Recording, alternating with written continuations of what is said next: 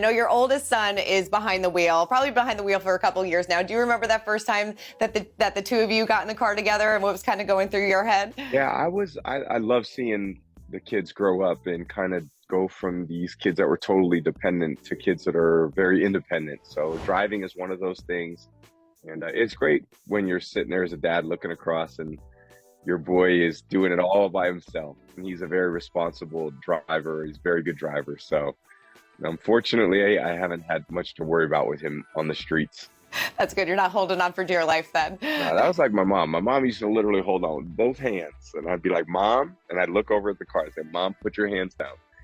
And she would just, it was so cute, that she would just hold on to that thing for dear life. I love it. Like you said, as your kids get older, is it ever hard for you as they get older to kind of let go a little bit? Or are you always like, oh, I just want to hold on a little bit longer? Oh, no, I'm ready to kick them out the door. I'm like, here you go. Like, it's time for you to get off and get your responsibilities done. And me micromanaging, not so much anymore, but they're growing up and kids are an amazing blessing for all of us. So they're just maturing well and try to be their coach sometimes, try to be their teammate sometimes, and just try to be available and present for them as often as possible. Definitely. I know your son just turned 18. He's an adult now. What do you hope is like that one piece of advice that he'll listen to as he enters these adult years? He's got to listen to his own intuition, and what he wants to do. And I think if I just even look at my life, I was so fortunate to find a career that I loved. It never felt like work. It just felt like I got to go out with my teammates and enjoy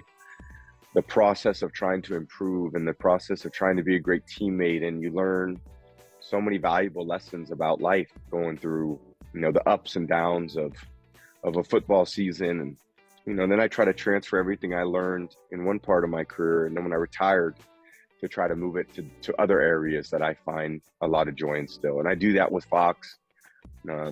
In my role with them, I love being on TV broadcasting every week in front of 30 million people. So it's a lot of things for me to be excited about. 100%. I know, your son recently kind of went viral. You posted a picture of the two of you, and it was like the same person. Does it ever feel like kind of looking in the mirror?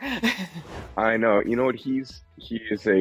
I love being his dad, and he's a great kid. So I feel so blessed. I always tell him, man, you just always blow your dad away, and his choices and his values and who he is and how his friends talk about him. And I just hear great compliments from other parents that, it's nice to hear when you're not around, how other people, how he deals with his own unique challenges. So I'm certainly very proud dad.